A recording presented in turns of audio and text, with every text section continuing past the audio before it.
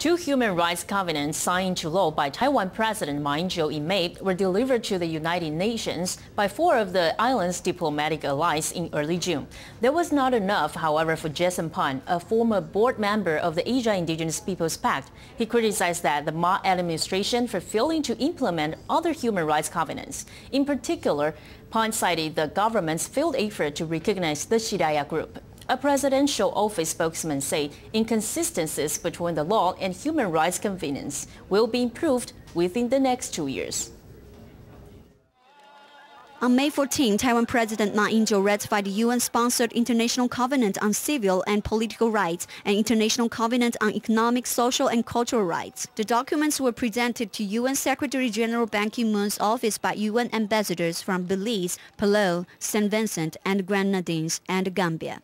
Jason Pan, a former board member of the Asia Indigenous Peoples Pact, however, criticized the Ma administration's human rights efforts as all talk and no action.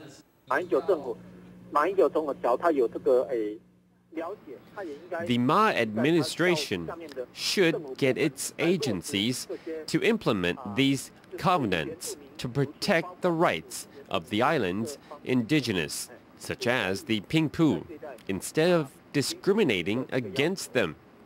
When signing international covenants, President Ma should not say one thing and do another.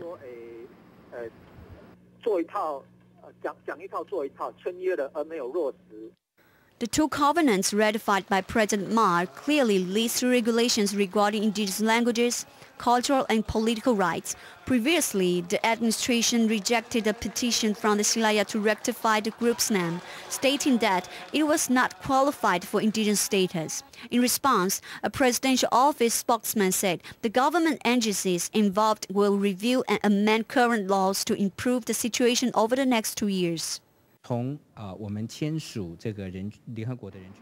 the UN human rights covenants that we have ratified, there are indeed gaps when it comes to protecting human rights.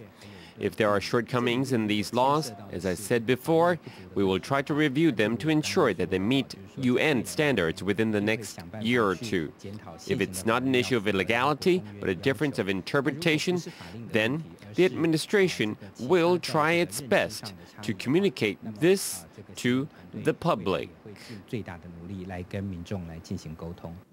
The presidential office has pledged to take action, saying it will revise laws and regulations within 2 years to meet UN standards. The administration also promised to carefully explain to the public if there are any differences in the legal interpretation. TITV Weekly.